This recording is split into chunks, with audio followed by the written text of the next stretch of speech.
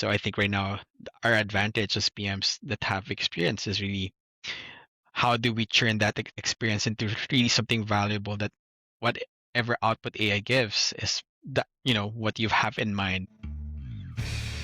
Welcome to the Disgruntled PM Podcast, your weekly therapy session for the chaotic world of project management, transforming daily frustrations into real action. Welcome, everybody. I'm Trevor, the Disgruntled PM, joined today by my guest and we'll say LinkedIn influencer. Would that be a good term for you? I wouldn't call myself that, but okay. Martin Illumin. Thank you. Why don't Thank you you for having introduce? me. Absolutely. Why don't you introduce yourself to the audience, Martin? I'm Martin. I have been in the PM world for almost 20 years. I've been in different industries from engineering design, manufacturing, construction, and now in IT. I've been on and off with LinkedIn, but really go into it in the last 2 years. I'm currently with Vital Infrastructure Property Trust. So in there, my role is in the IT PMO AI enablement and really a service delivery for the company, where we do about 80 to 100 projects per year, and that's kind of what I'm doing right now. So you really don't have anything going on. You're kind of Nothing. bored, right? Yeah, I had 3 kids and 2 dogs, so it's nothing. It's a lot of spare time. Oh, I mean, I've got 2 kids and a cat, so I understand. There you go. So let's kick it off with one of the topics that I know you're passionate about, and that is why PMOs fail when they try to scale. Okay. Sure. Where do we start? For me, I think only PMO that I have experience of is really the ones that I have now and the ones before this work. So I think the struggle that I see for scaling is really alignment and what do you call this, buy-in from senior leadership. So I think as you scale bigger, there's lots more cooks in the kitchen. So everyone would have their own agenda. So it's really hard to scale that to something bigger and more stable. So I think that's kind of where a buy-in from above needs to be done first before you actually start developing anything from structure system standpoint. So when we're talking about PMOs, obviously we're going to talk about governance because the PMO kind of runs the governance side. And Yeah. how do well, let's talk about that because that's no PM I've ever met enjoys dealing with governance. Which is weird because essentially that's kind of, I would say 80%, 90% of the job is really governance and communications to stakeholders, right? So I think when in my earlier years, I'm focused on execution, but when you think about it and really execution does not matter to stakeholders. They just want things done, right? Done in time, in full, and under budget, which is the golden triangle that they want to ask for. So I think it's really governance is needed for really managing the stakeholders, and sooner or later you have to accept that that's the fact and that's the job. But yeah, it kind of is the ask, and sometimes it doesn't come naturally, especially for maybe introverts. It's hard to force people, get people aligned, twist some arms to make sure that timeline the timelines. But yeah, it is the fun part of the job actually. Yeah. And I mean, I think that you hit on a great point there that we hate governance, but yet we work in an industry built around frameworks. It's kind of it's unavoidable at this point. I mean, you'd like to think that you could send everything via email, but at some point you gotta have to get people in the room, and kind of it gets uncomfortable sometimes.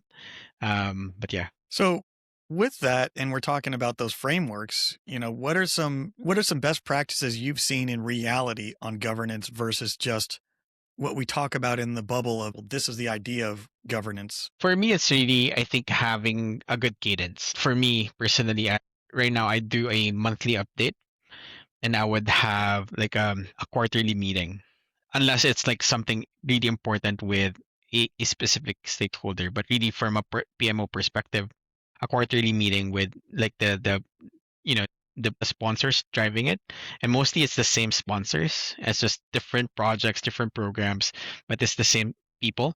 So I would have like a quarterly with them. It's more about, okay, which ones do you guys want us to do first?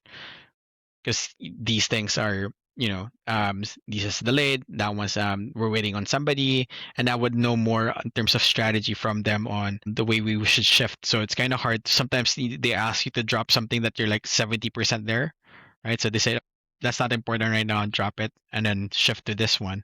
As a PM, it's kind of hard to just let go of things like that because like we're almost there. Like I need like 5 more days and it's done.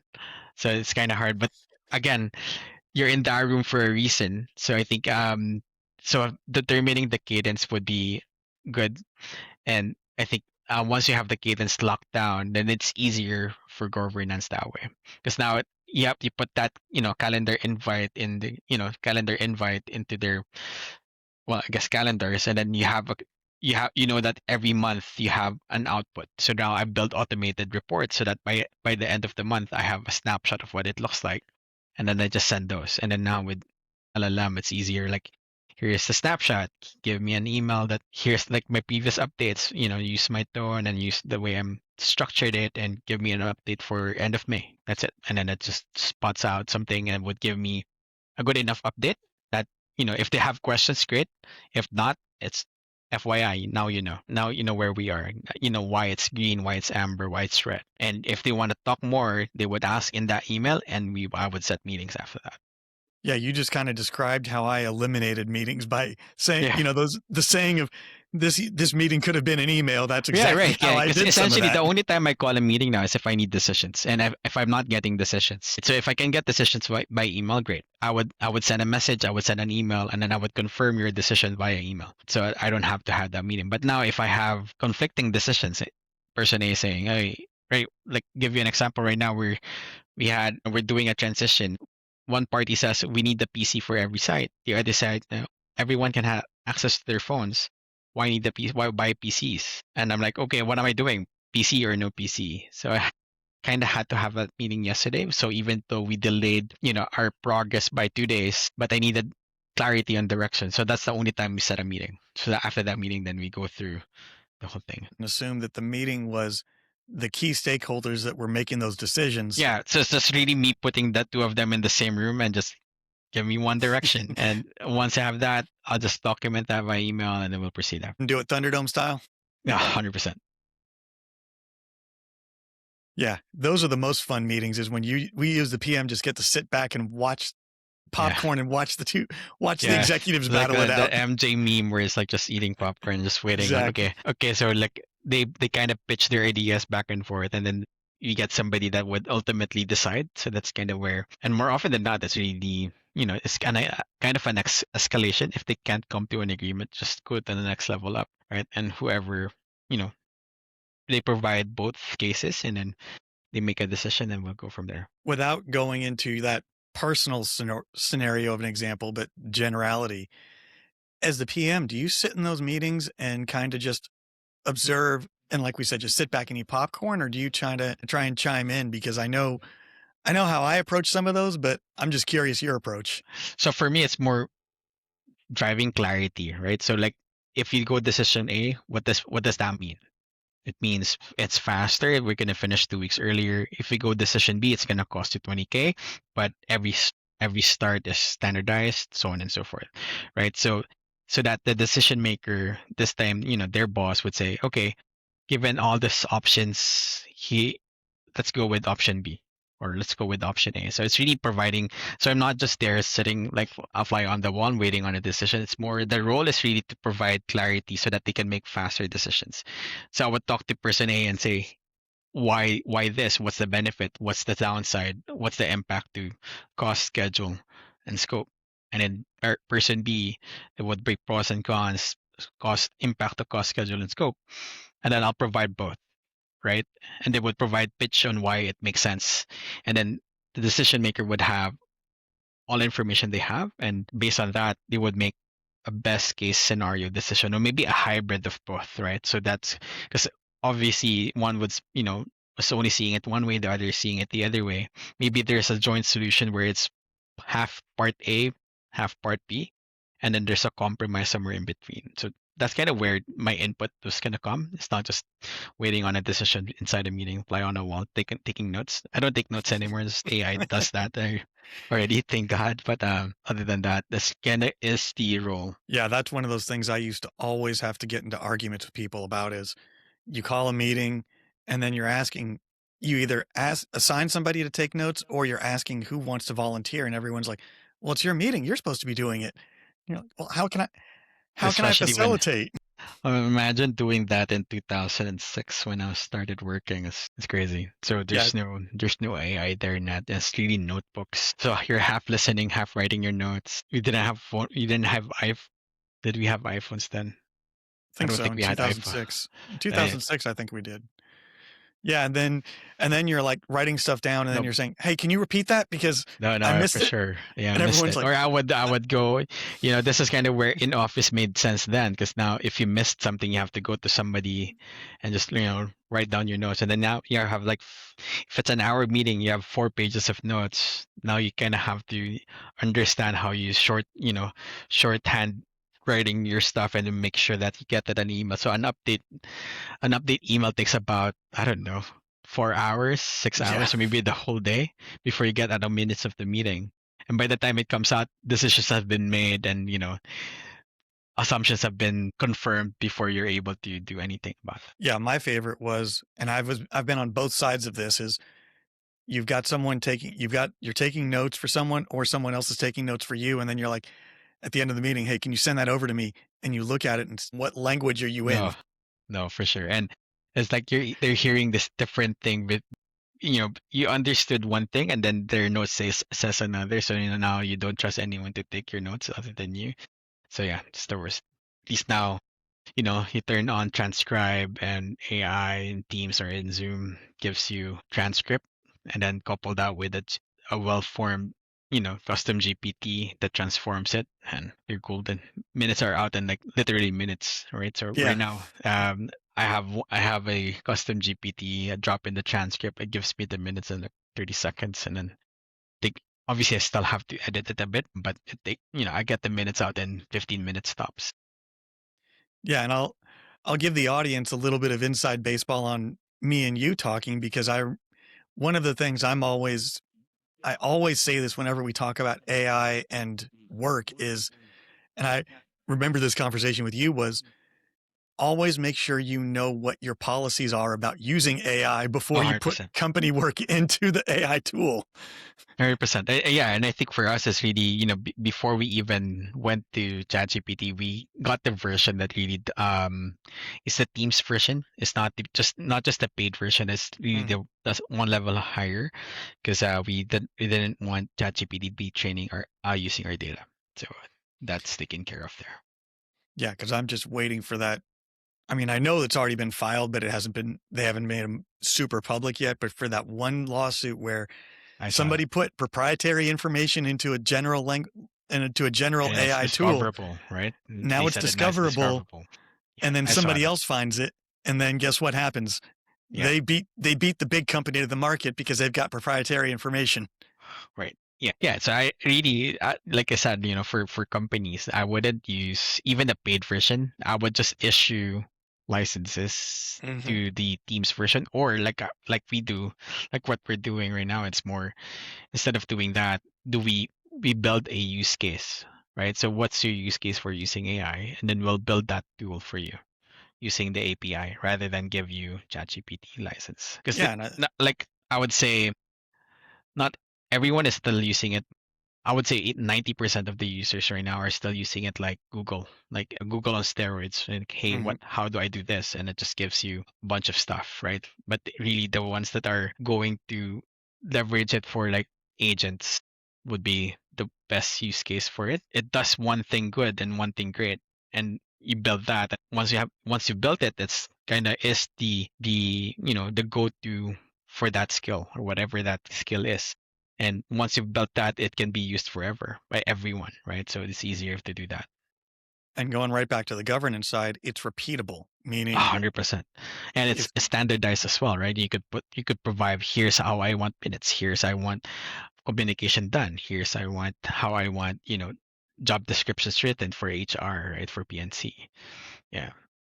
yeah, and that's the thing that I think that everyone kind of forgets about as PMs is we all want to think that we do our own thing and have our own specialty, which we do. But in a PMO structure, everything has to be transferable because you have to be able to drop Trevor from project A into project B if project B needs a different PM. Correct. Or if the person managing project B quits or gets fired or whatever it Yeah, is. and you'd like to think that every project has the same template for documentation. Everything has a charter, everything has user stories, everything has epics, so on and so forth, right? So yeah, but yeah, so that's the approach that I had because we had turnover before me. That was kind of tough to where are we? Where where's the where's the update? Where's the report? And then different reporting. Every report looks different. One is in Excel, the other one is in SharePoint. One is just pure email. So what we did is we built like a dashboard wherein it's one dashboard that can be multiple use cases, one for overall COO, VP of IT, but it can be filtered for a PM's view, for a stakeholder view. It's the same report. So you could repurpose that report and it's going to be standardized across all use cases, which is great. Yeah, like I wrote about this fairly recently that I was on a project team working on software where this is how disorganized this organization was. I was the frontline manager as the PM for 8 different software developers. Oh, wow. And there you go. They were working disparately across the country, also with international teams. Yeah. So I'm trying to get weekly meetings set up, never mind a daily stand-up, and I had to build out a custom-built Excel spreadsheet and then go back and forth with the team of how to build something that they could fill out in 5 minutes every day.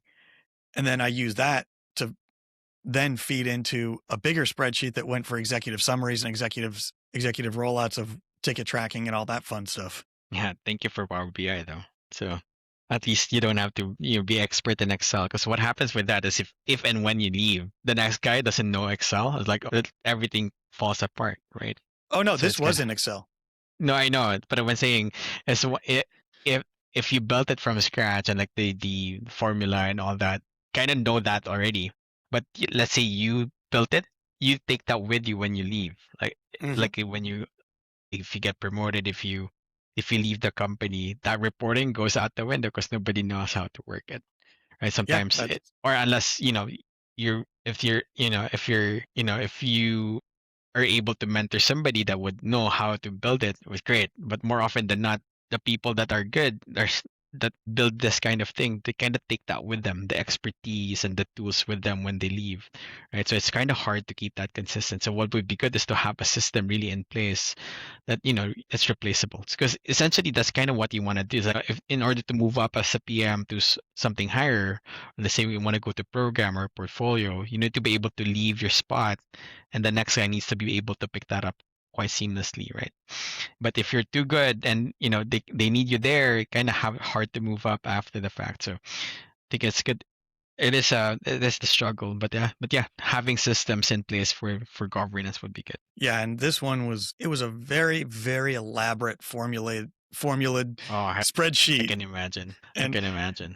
And it was one of those sheets where it took formulas from one sheet to another one, and then it fed into a different thing.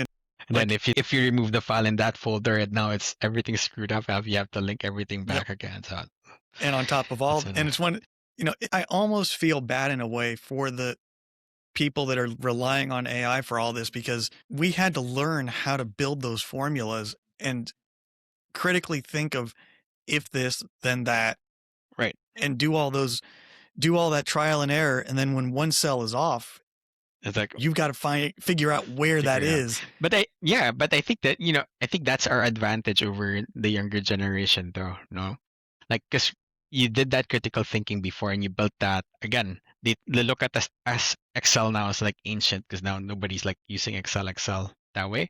Like everyone's like, oh, I can just put everything in ChatGPT, gives me everything, gives me the charts, which you can. But the critical thinking part is lost when you're doing that. The leverage that we have, I guess PMs that have experience, is that you've gone through that building from scratch kind of phase. Because now the building is supercharged and with super speed, you kind of lose the critical thinking piece. And then they wonder, hey, why it's not giving me what I want.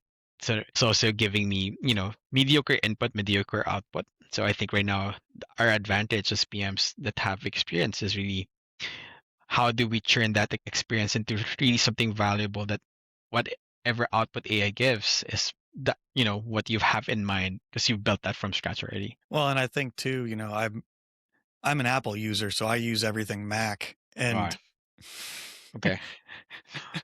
and I'm the opposite. Everything's Windows because I love Apple. Like the interface is great. Everywhere I worked, and every company that I worked for has never been Apple. So it's always been Windows. I've gone through like Excel, Gantt Mhm. charts into MS Project for a long time, and then now I've went through Monday.com and then DevOps, and now we recently shifted from DevOps to Rike.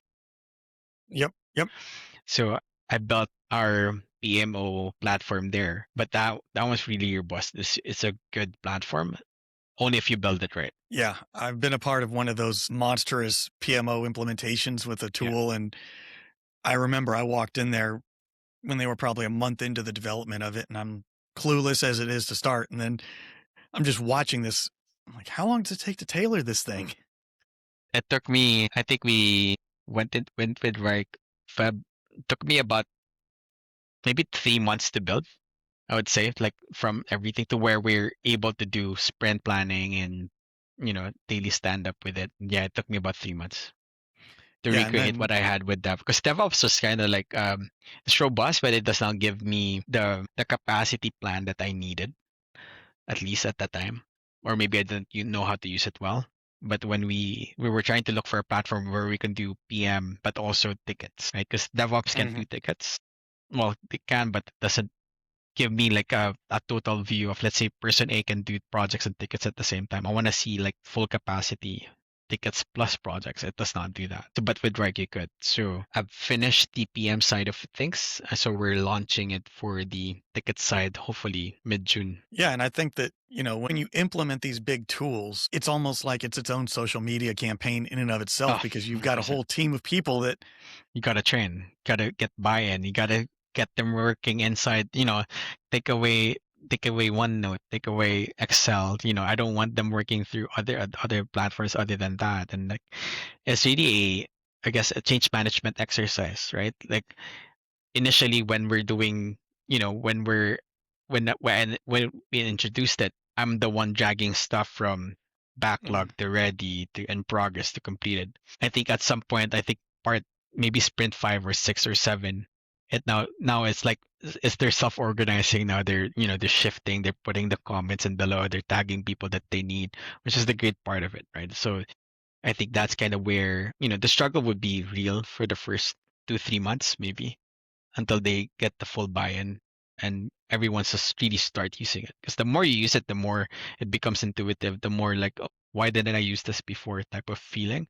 Because before you're so used to having your own OneNote or your own Mhm. Notion, and then you put all your stuff in there, and it becomes a paper exercise to drag, drop to which bucket. But if you start working in the platform that we provide, you realize, oh, I don't have to take notes because everything's in that charter, in that project folder. Everything's in there. You can drop everything, files, folders, tag people, comment, get approval, so on and so forth, and everything's fast, right? So I think that's the idea for it. Yeah, I mean, it's funny because I always tell people when you do change management of stuff like that, you've got to coach your team up that be prepared to take 1 to 2 steps backwards. Like we're telling you it's going to be faster, but it's going to be slower in the beginning because you've got to learn how to do all this, and then you'll see the results of it after that struggle of learning. Oh, 100%. I think you could see that with our velocity. I think our sprint 1, 2, and 3 were really like, I'd say across 5 people, I'd say about 3, 4 stories per sprint at the time. Right now we're doing, I don't know, maybe 8 to 10 user stories per people now. So per person. So it's good. And then right now you could see a lot of that. Before I'm the one writing user stories, I'm the one writing epics, I'm the one making sure that everyone's tagged, properly allocated in the right category. Now it's like I need more stories because this is a task that I need for tomorrow kind of thing. So they kind of self-organize already, which is great. Now, now it's more about making sure that they have everything that they need. So my role it comes from being a coach to removing blockers, getting approvals, getting a status from the business. Things can move forward, right? So and then turning a sprint into a report eventually. So, but yeah, it's good once that So it sounds like you're actually being a scrum master. double hat, right? So I'm the delivery manager slash scrum master slash PM, sometimes product owner, sometimes, but yeah, yeah, I think, yeah, if you're in terms of, I guess definition of a scrum master, I am the scrum master for that part of the business. Yes. Yeah, I always want that meme of from Captain Phillips of the I am the captain. Yeah, I'm the captain now. It's like, I am the scrum yeah, master. yeah. Yeah, but Never yeah, it's hard. It's kind of tough because yeah, Scrum Master, you're supposed to protect team's capacity, but I'm also answerable to, I guess, the sponsor. So in that hat where it's your product delivery, you're now forced to make sure that they hit the right stories at the right time. So sometimes, it's kind of hard to serve two masters. So Scrum Master is to protect the team. The other one, you're supposed to serve the stakeholders. So it's kind of hard to sometimes find the happy medium there. But we're gonna do what we can do. Yeah, and I think that's a great place for us to pause. And then let's also talk about the Patreon that I have, because that's how the audience supports the show and helps fund everything that I'm doing. And every guest participates in the postmortem interviews, which are a bonus episode for the Patreon subscribers. And me and Martin, by the way, did you know you were doing this? I can't remember if I told you. It's okay. Let's swing it. Yeah, I always enjoy springing it on people while they're recording, so they can't say no. No worries. So we're going to be talking about where AI actually helps PMs and where it's overhyped, because kind of seems like that's your area of expertise. Yeah, sure.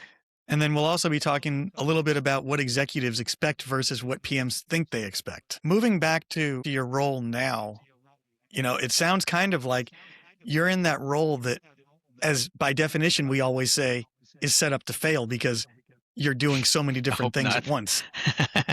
Yeah, I hope not. But yeah, it's hard. I think right now, if we have about, I don't even know the number at this point. I mean, not top of mind, but the last I checked, we have about 85 epics. So it's really epic as a project, right? Across 6 members for the year. And I think we finished about 47 of them already. So there's a whole backlog of 40 plus items that we're getting. And then obviously as the business shifts, as the business strategy there's things that come up and things kind of push down a bit. So yeah, so really I'm pushing back the onus on which ones do you want us working on first instead of us. So that's why I had developed this in such a way that the onus is not on us, it's on the Epic owners. Like if you say this first, drop that, great. Right? So we're not doing everything in parallel. We have fixed capacity because the capacity is fixed. We have 40 hours per person for 5 people, and not everyone does the same thing. I have 2 developers, 3 BAs, and 1 sysadmin that does the work. So if you need a project is heavy sysadmin, that's fixed capacity for that sysadmin. I don't have more. We could get more if you want to. There's more, we could get third party, we could get what do you call this? Maybe another sysadmin to support and drop tickets, but really is ensuring that we get the right personnel for the right tasks in the right time, so the right sprint, right? So I push the responsibility back on prioritization to the Epic owners. So let me ask you something then, because you just brought up a point that something I've kind of beat on a little bit is you said you've got 40 hours of capacity per resource. When you're building out your resourcing plan, do you build it as 40 hours per resource per week, or do you scale that down, assuming that there's admin? So I think so every start of the sprint planning, I already removed 2.5 hours just because of stand up and the retrospect sprint planning and retrospective, and then on top of that I removed ticket time. right? Because all five of them would have ticket work that the Mhm. business needs help with XYZ. So they have, say, they have 15 tickets, and it takes about an hour to fix fix a ticket. So 15 hours. So I subtract that for them from the sprint. Then I would have, I don't know, 40 times. So instead of having 200 hours for that sprint, I would probably closer to 85, like 50% capacity, really. And then that's kind of where we size the sprint. With 80 hours capacity of delivery, we can do 6 stories, 7 stories this sprint. And then if we have more, the ticket closes faster, then we can take a look at the backlog, see what we can drive forward. But yeah, Yeah, you I, didn't I know there don't was going I to be don't math. I don't put all 40 hours for sure, 100%. Not everyone, because we would factor in vacation time. Like this sprint is tough because right now we're in sprint 11. The 18th is a long weekend. And for us, if we have a holiday on the 18th, the Friday before that is a half day, right? So it becomes basically that's a half day is basically zero. So Mhm. I basically lose 2 days plus on top of tickets plus on top of vacation time. It kind of slows down for sprints like this sprint is a bit slow, but it's fine, right? It is what it is. And that's all part of your planning ahead in terms of thinking about it long term, because I know you're in Canada. Are the schools in the same type of Yeah. schedule as they are in the US for summer and stuff? So Yeah, it's the same. summertime, July, August is dead months. yeah. Yeah, so it's trying to get everything done by, which is also good because there's no dead months for IT. So I think the projects that we have that are like IT heavy, that we don't need a lot of business input, like we kind of schedule that over the summer. Updates on critical updates and all that maintenance slash once a year thing that you need to do. BAU stuff we're scheduling over the summer, but everything that we're working with the business, we're trying to get everything done before July hits. Yeah, and you're thinking about that not just do we even get projects done, it's do I have coverage for just standard cost of doing business stuff? Correct. So I don't think we're lacking any. So right now we're kind of up to our necks in terms of like the projects that we have. So I don't think we'll have what do you call this, a gap wherein we don't have any projects. It's always been, I've been here since 2022. I've never had a down month.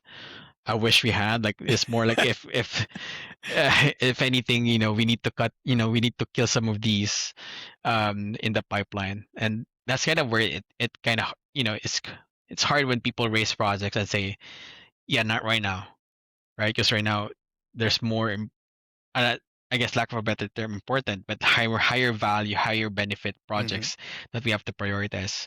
So sometimes it's hard to go back to an Epic owner and say, good initiative. It affects 3 people. This one affects the whole company, so we're gonna do that one first.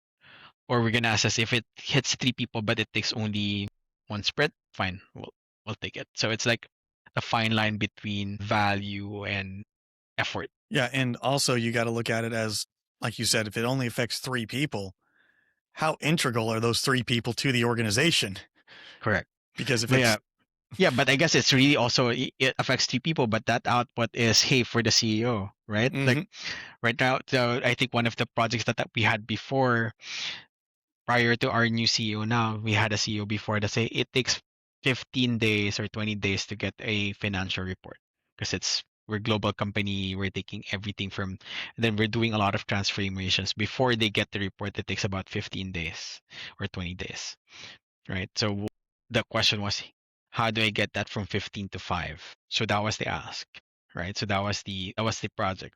So we had to do a lot of automations. We had to do a report where we can take a snapshot of stuff quickly without having to transform data. So we had to get all the transformations that were being done, build that into the dashboard, make sure that the transformations are done properly in the right currency because we have multiple Mhm. sites. Then we had different currency. We had euro, we had Australian dollars, New Zealand dollars, Brazilian. So it's kind of like the conversions is kind of screwing us up in terms of reporting because we have to report in CAD, right? So, but yeah, that's so Canadian dollars, CAD, correct? Canadian dollars, yeah. because we have USD, because we have US properties as well. So there were a lot of transformations, but I think that was the thing. So it's just it's the nature of the job. And one thing to think about too is when you're talking about how to leverage AI,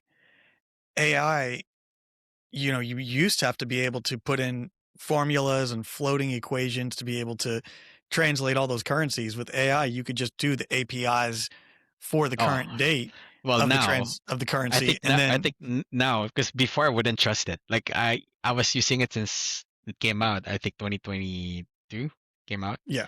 Well, I'm saying 20, now it would. now it would, because before you give it an Excel file, it kind of screws it up, right? Yep. Yep. You kind of give it a document before, it kind of misses and it invents and hallucinates. So I wouldn't trust it before for that. But right now, 100%. Like right now, even the ones that I think ChatGPT 5.5 can now be attached to Excel. It does a very good job already.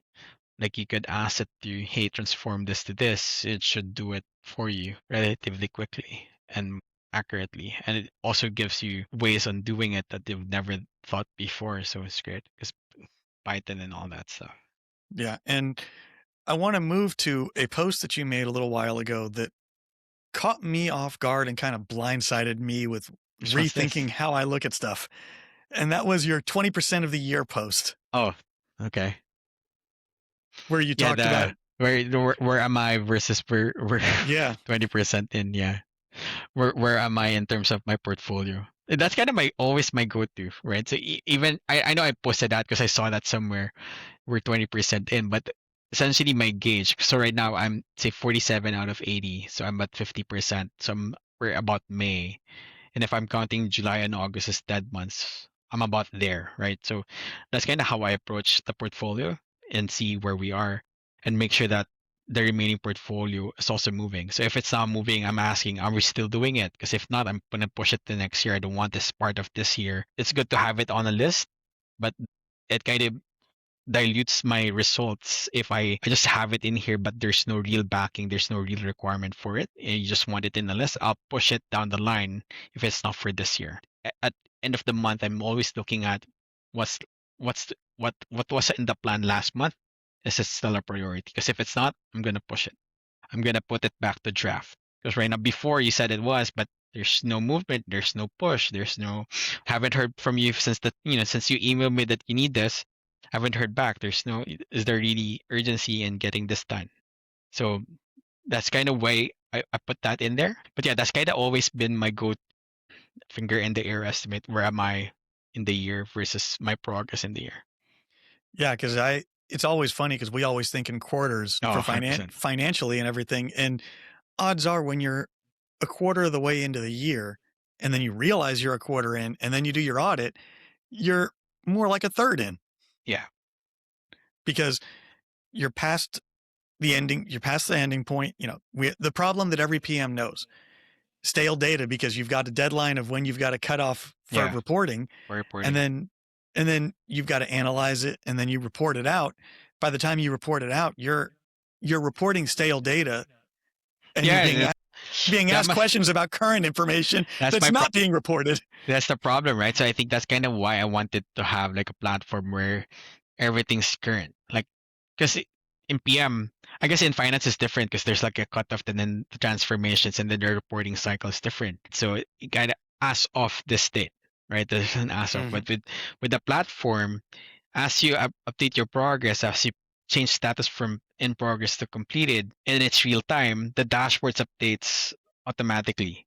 So it's kind of like, so when whatever, everyone has access to that dashboard, and they would just really need to filter to which project or which program, and they're able to see that, right? So that's what's good in, I guess, in the PM platforms, or at least if you build one or if you use one. But for others, if you don't have it, it's like the reporting becomes the job, which is weird because reporting is not the job.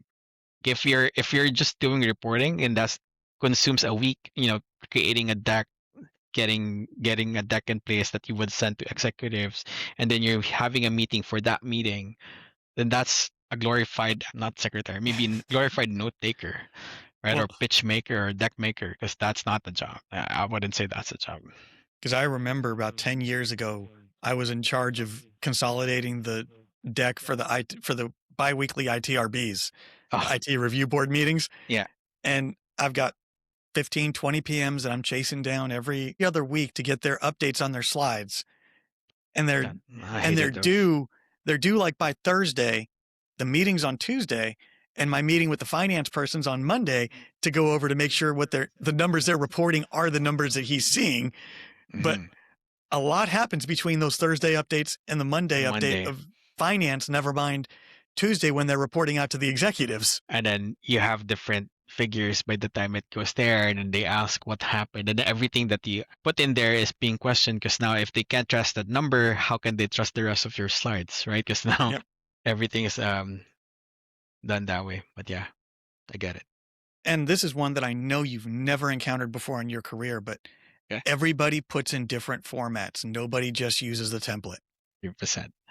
So that's why I kind of wanted a platform, right? So when I joined the company before, they were doing projects in different ways. Some of them are tracking tasks via email. Some had a notebook. Some had Excel. And then they were tracking the whole portfolio via SharePoint.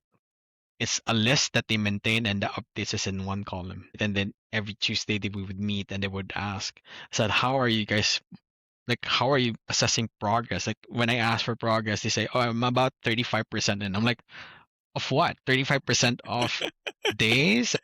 Like, when you say 35%, what do you mean? Right? So, and I would get pushback. It's just an estimate. Yeah, I know, but of what? Like 35% of 6 months, 3 months, and then there's no start date, there's no finish date. It's like when I get to it type of thing. So I said that's not PM. That's just us. There's no accountability. So I wanted like a way where I don't have to ask 35. Is it 35%? Is it 50%? And I want it task based.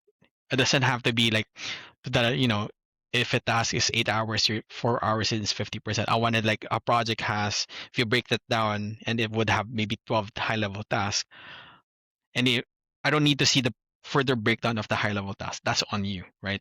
But as you said, if it's 12 and I'd say 10 for easy math, if you've gone through 6, that's 60%. Easy for me to understand because you have 4 tasks remaining. But when you tell me I'm 45, it's very specific, like 45% done. Like, okay, but of what? Like, how do you get to 45%? It was hard for the team to answer. So once we built the system, you know, gotten to look at WBS in a way wherein I have to, instead of saying WBS, because WBS sounds super jargony, I said, oh, let's just do high level tasks. What's first task? What's point A to B? List it for me. So we will list it, and then is it done, not done? Is it done, not? So before it's more that. So now they're just using the platform now. Okay, this one's done. This one's done. So now it's easier to say. So if somebody says I'm 67%, I'll open that project and I see there's 6 tasks and she's done, 4 or 5 of them. And then I get, okay, that's why it's that. And then I ask what's needed to get the last point in so that we can close this off, right? So it's easier that way to have a platform, or even if it's Excel, just make sure that you're breaking it down into something that you could report to and rolls up, right? The problem, if you're a PM, it's easy before because you're reporting on a project. But at portfolio level, if you're using different templates and everyone's giving you different reports, how does it roll up properly? If it doesn't, you're gonna spend like a week just getting that update, and by the time the week comes up, something's happened already in the others, and now it's screwed up. Now you have to go back, and it's a never-ending cycle, right? So And we that's go kind of right why. back. Oh, We you go go right back to where we So started with the governance. next week is done. Like, oh shoot, I'm gonna take a interview project manager A to B, and by the time if A is more diligent, you kind of have more updates. You kind of now your reports become more. So it's really easier to just have a platform that would do that automatically, and everyone's just doing the same thing, and now it rolls up perfectly, and then you don't have to stress about reporting. Yeah, I mean, I think back to the days like what you were talking about the percentage complete, thinking about how we started with project, and all project did to say complete was divided duration by times passed, which No, that's all everybody knows. That's the best way to calculate completion, right? Is however Yeah. many days have passed.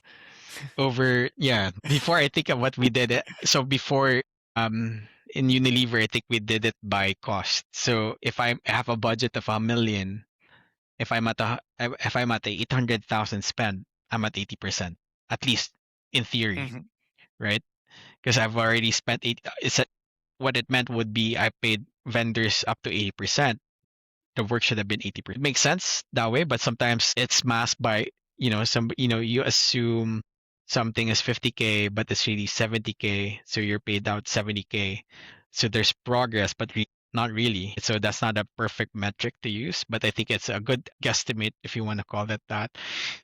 If for progress, if you don't have a Gantt chart or any fixed schedule.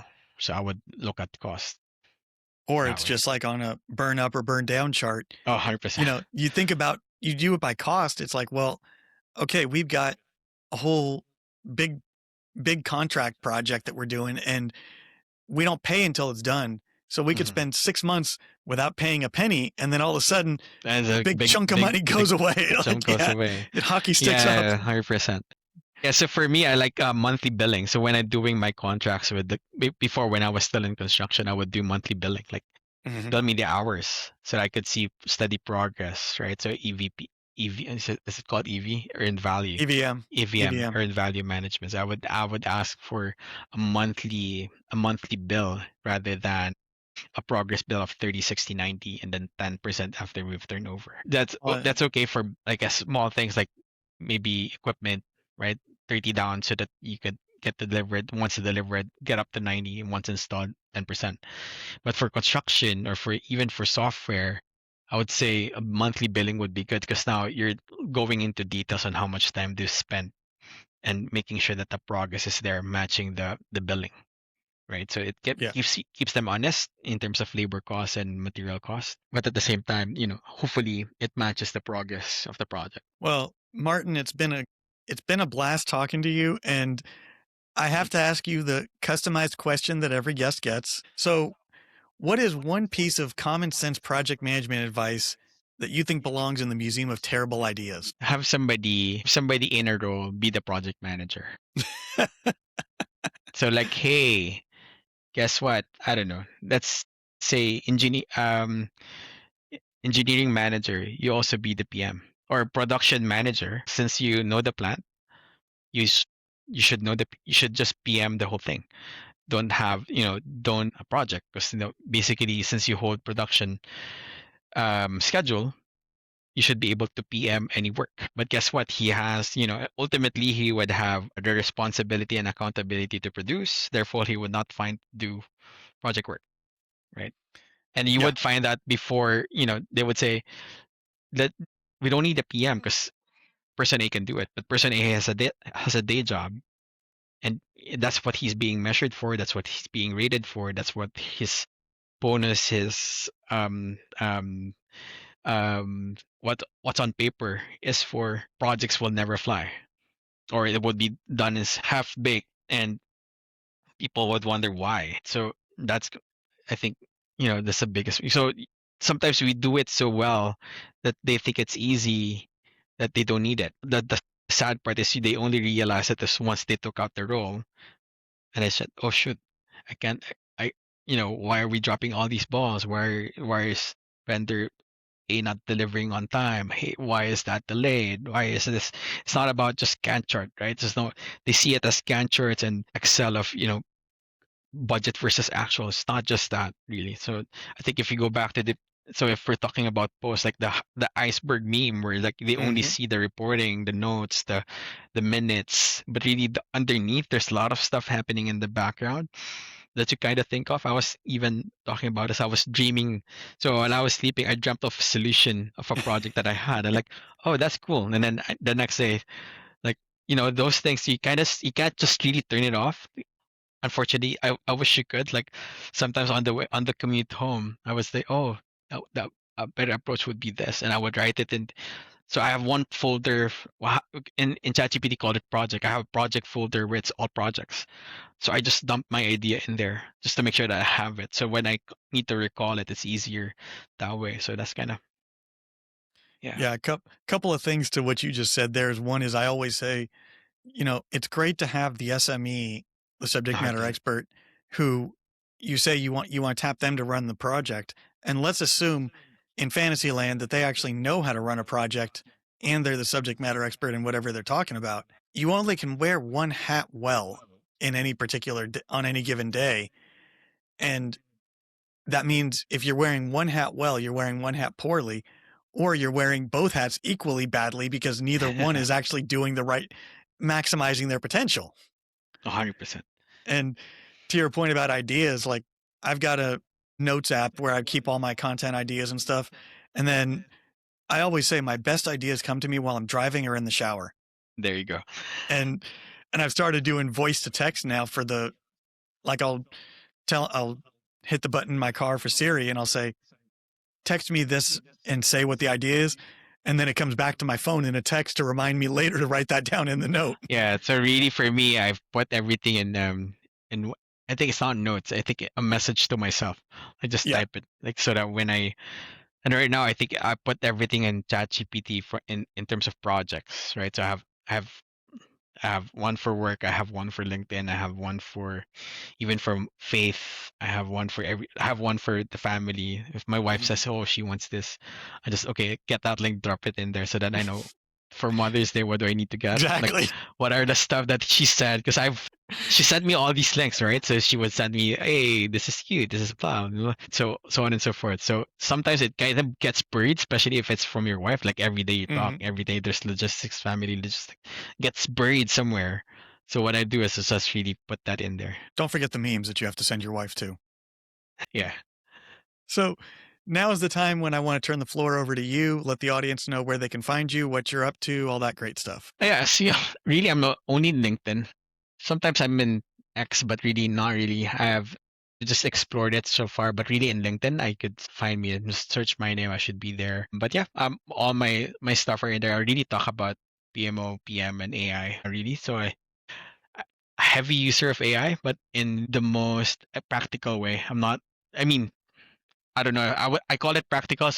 But people that say, "Oh, yeah, I've never thought of that," and so I won't call myself like an expert, but from a PM perspective, I leverage AI 100% of the time, 90% of the time, not a full 100, but all my workflows, all my systems, all my comms, all my dashboards goes through a sub agent that I created for specific stuff so that it would all sound the same. It will all have the same format. And that's kind of how I leverage AI for my stuff. Yeah. And I'll have links to your LinkedIn in the show notes for anybody that wants to connect with you.